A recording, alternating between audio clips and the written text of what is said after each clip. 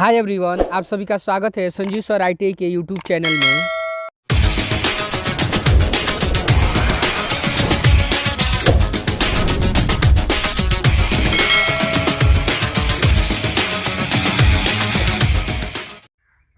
Hi friends, आप सभी का स्वागत है संजीव सर ITI के यूट्यूब चैनल में। आज की क्लास में हम लोग सीखेंगे इन्वॉल्यूट कैसे निर्माण किया जाता है, हाउ टू ड्रॉ इन्वॉल्यूट। तो देखिए, हर क्लास में हर वीडियो में आप लोग को अलग अलग मेथड से सिखाए हैं जी। इस मेथड में आप लोगों को सिखाएंगे सर्किल मेथड के थ्रू। इसके पिछले क्लास में हम लोगों ने सीखा था वर्गाकार विधि के थ्रू, और एक सीखे थे जी हम लोग त्रिभुजाकार विधि के थ्रू। यानी त्रिभुजाकार विधि के द्वारा और वर्गाकार विधि के द्वारा कैसे इन्वॉल्यूट का निर्माण किया जाता है। इस क्लास में हम लोग सीखेंगे यानी वृत्ताकार विधि द्वारा कैसे हम लोग सर्किल का निर्माण करेंगे। तो क्वेश्चन वृत्ताकार विधि द्वारा कैसे इन्वॉल्यूट का निर्माण करेंगे। क्वेश्चन है, draw an involute of a circle of आपका 40 mm diameter, also draw normal and tangent at any point on the curve. यानी बोल रहा है एक इन्वॉल्यूट का निर्माण किए जिसका डायमीटर कितना है 40 mm, और उसका बोल रहा है इसमें ड्रॉ करना है क्या, नॉर्मल और टेंजेंट लाइन, किसी भी पॉइंट पे एक नॉर्मल और टेंजेंट लाइन शो कर देना है। तो सबसे पहले तो हम लोग देखेंगे स्टेप बाय स्टेप। तो सबसे पहले एक चीज़ पॉइंट समझ लीजिए, यहाँ पे डायमीटर का वैल्यू कितना दिया 40, तो हमारा आर बराबर क्या होगा, तो हम जानते हैं D/2 होता है, तो ये आपका 20। क्लियर हुआ। तब 20 mm का हम लोग यहाँ पे कंपास में दूरी भर लेंगे, और दूरी भरने के बाद यहाँ से क्या करेंगे, एक सर्किल हम लोग शो कर देंगे। क्लियर हुआ। देन सर्किल शो करने के बाद इस सर्किल को हम लोग 8 पार्ट में बांटेंगे जी। तो कैसे बांटेंगे, तो ध्यान से देखिए। सबसे पहले तो इसको हम लोग 4 भाग में बांट दे रहे हैं। 4 भाग में बांटने में हमको कोई परेशानी नहीं होगी। इतना क्लियर हुआ। अब देखिए, इसमें फॉर्मूला होता है आपका 8 या 12 भाग में बांटना होता है। इस टाइप से इस वृत्ताकार विधि द्वारा जब इन्वॉल्यूट का निर्माण कीजिएगा, तो देखिए इसके पिछले क्लास में हम लोगों ने 12 पार्ट में भी बांट के बताया और 8 पार्ट में भी बताएंगे, लेकिन इसमें नॉर्मल और टेंजेंट लाइन का जिक्र है, तो इसलिए आप लोग को यहाँ पे हम लोग 8 पार्ट में बांट के बताएंगे। क्लियर हुआ। तो हम जानते हैं 300 टोटल एक पॉइंट पे कितना डिग्री होता है जी, 360 डिग्री। तो इसको कैलकुलेट कीजिए 8 पार्ट में, तो प्रत्येक एंगल कितना 45 डिग्री का आएगा जी। तो यहाँ पे चांदार रखेंगे, चांद की सहायता से हम लोग, या चाहते कंपास की भी सहायता से आसानी से आप कर सकते हैं। तो 45 दूना 90 आपका, तो ये देखिए आपका। और फिर यहाँ से भी हम लोग सेम प्रोसेस। क्लियर हुआ। ये वाला हमारा 8 पार्ट में बट गया जी,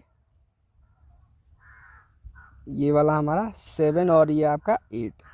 अब देखिए इसी पॉइंट को हम लोग P के भी नाम से जानते हैं। किस नाम से जी, इसको हम लोग P पॉइंट, इस पॉइंट को P के नाम से जानते हैं। तो यहाँ से हम लोग एक लाइन शो करेंगे जी, एक यहाँ से P पॉइंट से एक स्पर्श रेखा का निर्माण करेंगे।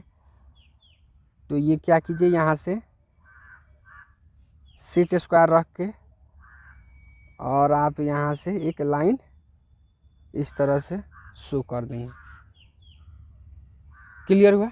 देन शो करने के बाद इतना, ये लाइन कहाँ तक जाएगी, यानी इस लाइन में से हमको कितना यूज है, तो आप लोग कैसे कैलकुलेट कीजिएगा। तो उसके लिए एक फार्मूला होता है जी πD। तो पाई का वैल्यू कितना होता है 3.14 इंटू D का वैल्यू कितना है 40। तो इसको कैलकुलेट कीजिएगा, इसको गुना करेंगे तो टोटल आएगा 125.6 mm। तो कंपास ये यहाँ पे सेट स्क्वायर लेंगे, और 125 यानी 120 5 25 1 26 यहाँ पे। तो हम लोग इसको ये आपका P है ये, तो इसको भी हम लोग चाहे इसको रहने देंगे, अभी कुछ नहीं करेंगे। इतना समझ में आया। यानी यहाँ तक हम लोग क्या किए जी, मार्किंग कर दिए। इसका टोटल लेंथ कितना है जी 125.6 mm है ये यहाँ से। अब ध्यान से देखिएगा, ये सर्किल को जितना पार्ट में बांटा जाता है, अगर 8 पार्ट में बांटे हैं तो P से लेके और ये जो रेखा है यहाँ पे, हम इसको भी कितना पार्ट में बांटेंगे 8 पार्ट में। अगर इसी को हम लोग अगर इसी को 12 भाग में बांटे रहते तो यहाँ P से लेके ये जो रेखा थी हमारा कितना 12 भाग में बांटते। तो सबसे पहले इसी को बांट लीजिए, तब उसके बाद ये हर पॉइंट से स्पर्श रेखा खींचेंगे जी। तो ध्यान से देखिए, ये टोटल 125.6 है। तो इसको 8 पार्ट में बांटिएगा, तो यहाँ पे भाग दे दीजिए इसको। तो टोटल भाग देने पे तो हमारा फाइनली इसको डिवाइड कीजिए तो 15.6 आएगा।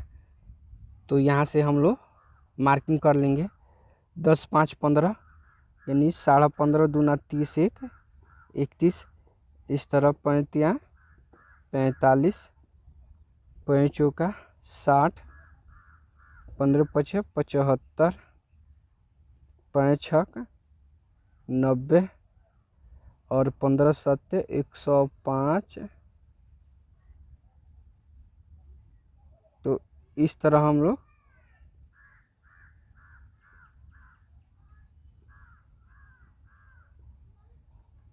तो इतना तक हमारा क्या हुआ जी। तो ये वाला हम यहाँ पे इसको हम लोग 1, इसको हम लोग 2, ये वाला 3, ये 4, ये 5 6 7 और ये आपका फाइनली 8। तो 8 पार्ट में हम इसको बांट दिए जी प्रॉपर।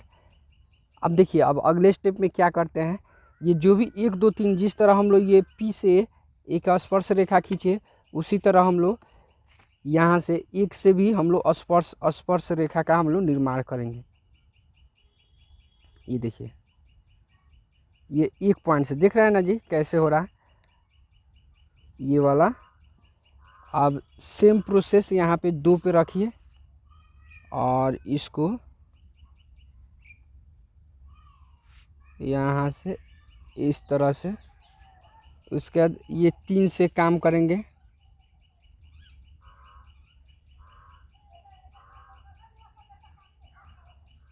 तो ये वाला यहाँ से इसको 3 से हम लोग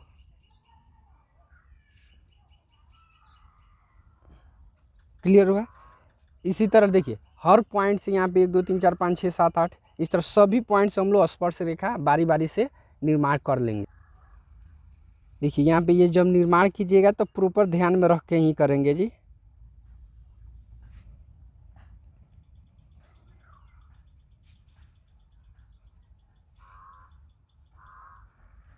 उसी तरह यहाँ पे है,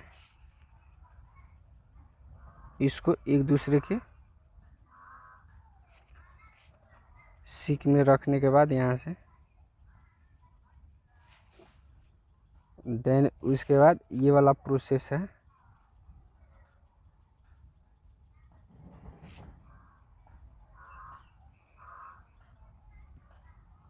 ये फाइनली क्या हुआ जी, हम लोग सभी पॉइंट से क्या कीजिए स्पर्श लाइन का निर्माण कर चुके हैं। देन इतना करने का बाद यहाँ पे कंपास की आवश्यकता पड़ेगी। और कंपास में दूरी भर ये P से लेके 1 का दूरी, यहाँ पे जो भी दूरी है देखिए, ये P से लेके 1 का दूरी हो गया और इसी को 1 पॉइंट पे रखेंगे 1 पे, और यहाँ पे हम लोग मार्किंग करेंगे। तो ये जो मार्किंग किए इस पॉइंट को हम लोग P1 के नाम से जानते हैं। उसी तरह P से लेके 2 का दूरी और 2 पे रखेंगे और इसको हम इस पॉइंट को P2 के नाम से जानते हैं। अब P से लेके 3 का दूरी कंपास में भरेंगे और ये कहाँ रखेंगे 3 पे, और 3 पे रख के 3 से जो स्पर्श रेखा है जी वहाँ पे, तो इसको हम लोग P3 के नाम से जानेंगे। देन उसके बाद P4 और 4 पे रख के यहाँ से, अब ये हमारा P4, उसके बाद यहाँ से P5 और उसके बाद 5 वाला ये है पॉइंट, तो ये P5। उसके बाद P से लेके 6 का दूरी, यानी P से लेके 6 का दूरी ले लिए कंपास में, और लेने के बाद यहाँ से 6 नंबर कौन सा है ये, तो यहाँ से P6। उसके बाद P से लेके 7 का दूरी कंपास में भरिए और उसके बाद 7 हमारा ये है, तो P7 और आपका ये तो हमारा फाइनली P8 हो ही गया है। क्लियर हुआ। ये जो भी हम लोग मार्किंग ट्रेस किए हैं ये सबको फ्रेंच कर्व की सहायता से एक दूसरे से मिलाएंगे जी। इस तरह देखिए, ध्यान से इसको देख के इस तरह प्रॉपर देख के मिलाएंगे जी। यहाँ पे ये जो तीनों पॉइंट है ये नहीं मिल रहा है तो डायरेक्ट आप यहाँ से इसको मिला दीजिए और देन इसको ऐसे मिलाइए। उसी तरह P2 से P3 को ये वाला, उसके बाद P3 से P4 को, P3 से P4, अब P4 से P5 को,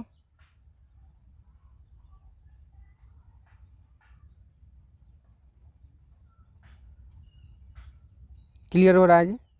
तो ऐसे करके हम सबको स्टेप बाय स्टेप, अब P5 से लेके P6, उसी तरह P6 से लेके P7 को ऐसे करके,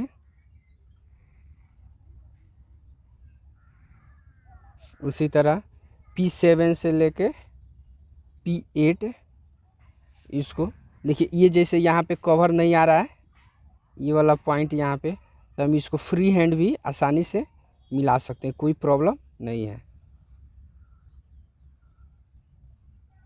क्लियर हो रहा है जी। इसको हम आसानी से बिल्कुल यहाँ से मिला सकते हैं। तो क्लियर हुआ। तो ये तो हमारा क्या हुआ जी, ओनली फॉर ये इन्वॉल्यूट कर्व बन के रेडी हो गया। लेकिन इसमें क्या बोला है, also draw normal and tangent at any point on the curve, यानी इस कर्व पे कहीं भी एक पॉइंट लेके हम लोग क्या करेंगे जी, normal and tangent line show करेंगे। तो हम देखिए, हम आप लोगों के लिए यहीं पे एक पॉइंट ले रहे हैं जी, और देन ये पॉइंट लेने के बाद यहाँ से ये जो पॉइंट है ना जी, यहाँ से इसको और एक दूसरे को यहाँ से सेंटर लाइन से हम इसको शो करेंगे, या नहीं तो हम इसको और इधर से बनाते हैं।